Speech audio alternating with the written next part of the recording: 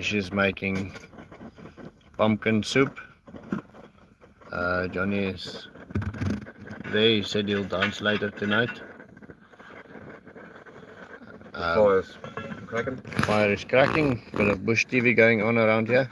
There's a little oven down there that Beshi built for the guys. Made for the guys. You put the pot in there and then the smoke goes this way and up this way through the chimney. Solar light that Beshi bought for the guys. That boikie just fits in there perfectly. You're gonna see it now happening live. See how Beshi burns himself. But it's a great way.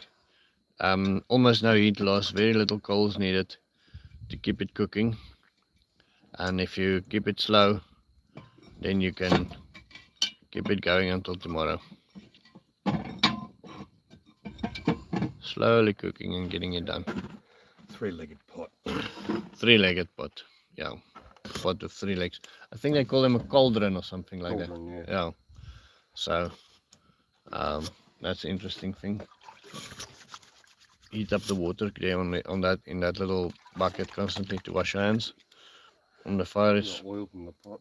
I'm turning African. If you stay in, they've got a little white dot on their face and they turn white. As longer you stay in Africa, the whiter they get. But I see your true colors is shining African. So, thanks, Johnny. Oh. Hard work. Hard work. It's hard being black. Hard being African. Afrikaans is improving by the day. You understand almost everything we say. You can't speak for crap. Can't speak crap about him anymore behind his back.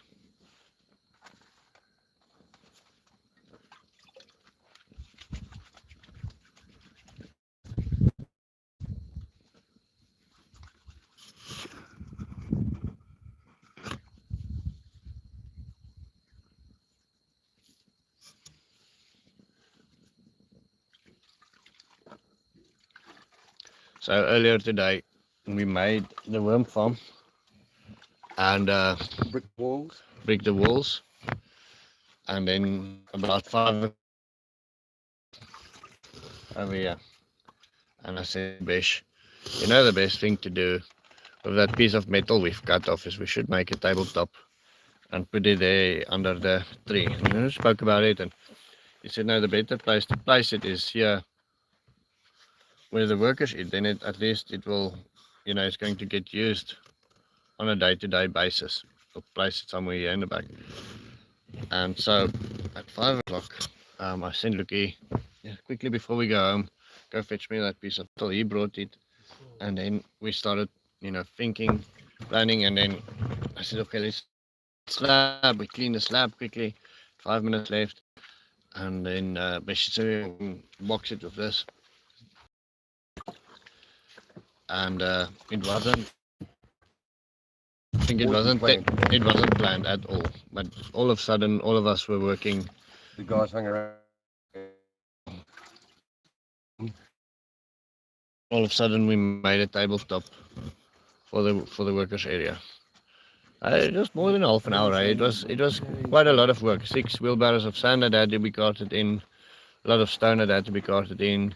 We started up the vibrator to vibrate the concrete, and then everything had to be cleaned again. So the guys put in quite a lot of extra time, and Beshi, after building the whole day, his hands probably bleeding. I don't know if your hands are bleeding. Mine is. They're coming close. Mine is. I mean, I don't spend as much time on the bricks as yours, and they were getting that hard. My skin is coming off. Yeah, I assume you spend a bit more time with bricks and cement than I do. Definitely. Yeah, I'm an outdoors kind of person. Yeah, and I like to sit behind a computer and behind the camera editing and making movies. But she definitely does a lot more physical work than I do. You're looking at the pot. Yeah. No, it looks like you're scared of the camera. charger. It's off my phone. Oh. Charger. So on our second live, nobody joining us yet. Just talking to ourselves for the time being. But it's a good bush TV to watch, I think. I have a question. What's for the future of the food forest? What's the plan for the future? Mm. So, no, that's a good question. Where do you want to take it? So there's two different paths that sort of needs to be followed. The one is the land here. Where's that going? And then the other thing, our work in a township. Let me take this away, further away a little bit. So I'll answer to the camera even though you're sitting there.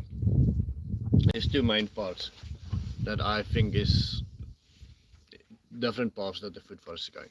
So the land here will mostly be for people coming from outside to come and visit us and to experience what we're doing in the township.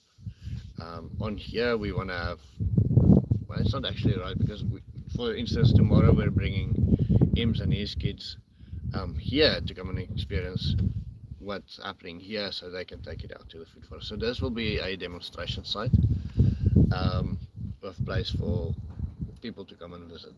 I love the idea of subscribers to come sharing yeah. people coming sharing to your knowledge. Yeah, I would love to have many people from all over the world visiting. It will most likely not be in our house, but in a campsite or something like that. So ideally, I want to put up to 5 campsites for people to come and live between the food forest and expand the forest part of the food forest bigger and bigger. The area that Lisa wanted to make into a forest will probably still make into straight lines. Damien's forest will grow a little bit bigger. Yeah, it's very dense now. I think it's gonna be a real forest soon. The hardest part's keeping the water up to it. Yeah. Lucas said to me today he's very excited about that place if it's just bringing fruits because he's spending every day there now. If all those trees starting to fruit, how wonderful that would be. And then the township. Ideally in a township you would want to have developed people that spreads it further.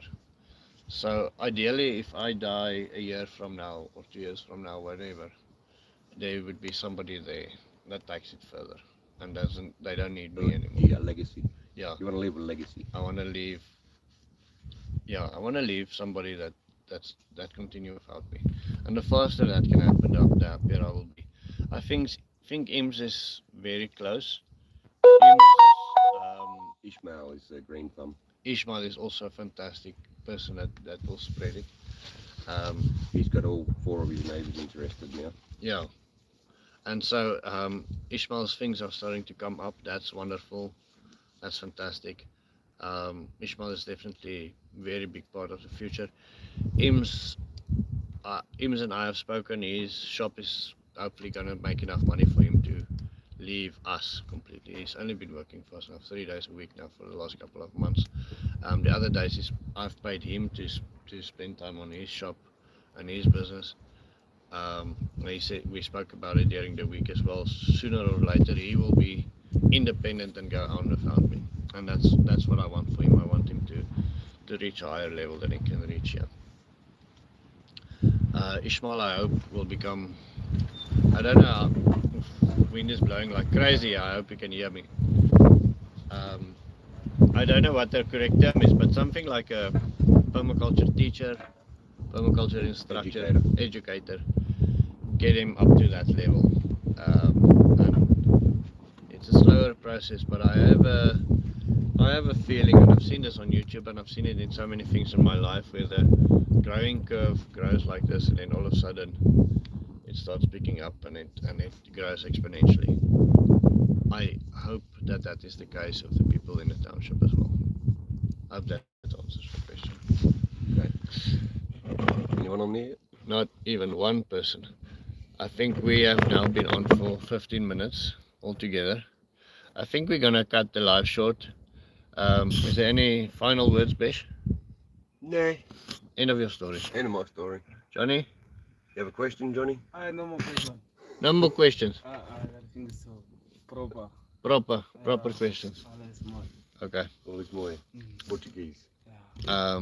Where is this thing? Why is it not recording me? Oh, camera's turned the other way. Uh, My brain isn't braining. I'm trying to find myself in the view and I'm not. I don't understand looking why. at the kettle. I'm looking at the kettle and the things in the back. Anyway, okay, so that's going to be the end of our stories. I would love to hear below how you've experienced this content. Did it, buffer? Did it come down smooth? And please leave your comments for the next live. If this happens, if you enjoy this kind of content, we might make it a nightly thing, or weekly thing. We'll see how much traction it gets. That will be really cool. End of our story. Have a great night. See you tomorrow.